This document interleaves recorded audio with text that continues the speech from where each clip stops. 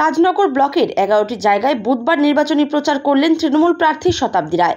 আগামী 13 মে বীরভূম লোকসভা কেন্দ্রের 42 নম্বর আসনের জন্য ভোট গ্রহণ করা হবে। এই কেন্দ্রে তৃণমূলের প্রার্থী নির্বাচিত হয়েছেন গতবারের বিজয়ী প্রার্থী শতাব্দী রায়।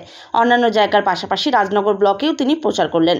বুধবার সকাল প্রায় 10টা নাগাদ রাজনগর ব্লকের তাঁতিপাড়ার হাটতলায় তিনি নির্বাচনী প্রচার শুরু করেন এবং এরপর বিভিন্ন গ্রামে নির্বাচনী প্রচার করে বেলেরা মা দুর্গা মন্দিরে পুজো দেন এবং চন্দ্রপুর অঞ্চলের পাতাডাঙ্গা গ্রামে সন্ধ্যা প্রায় 6টা নাগাদ তিনি তার নির্বাচনী প্রচার এদিনের মতো শেষ করেন।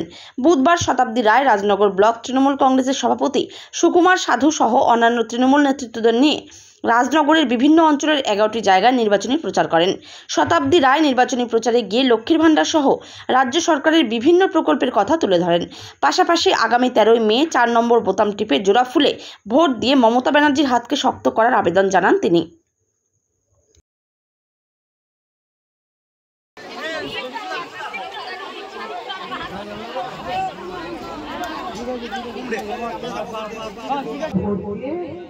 মমতা ব্যানার্জির প্রার্থী হিসেবে আমাকে জয়ী করুন, তাহলে মমতা ব্যানার্জির হাত টিপে ভোট দিলে, জোড়া ফুলে ভোট দিলে, আমি জয়ী হলে তাহলেই কিন্তু মমতা ব্যানার্জির হাত শক্ত হবে। আমার বলেছিল 500 টাকা 1000 টাকা করবো, 1000 টাকা 1200 করবো, সেটাও করেছে। এইবারে এপ্রিল মাসে আপনার টাকা পেয়ে গেছে, লক্ষ্মীর ভান্ডারে বেড়েছে পেয়েছেন বাড়ানোর পর এ মাসেও আজকে 1 তারিখ হয়ে গেল, আমরা 2 তারিখে পেয়ে যাবেন। আপনি ভোট দেবেন 13 টাকা।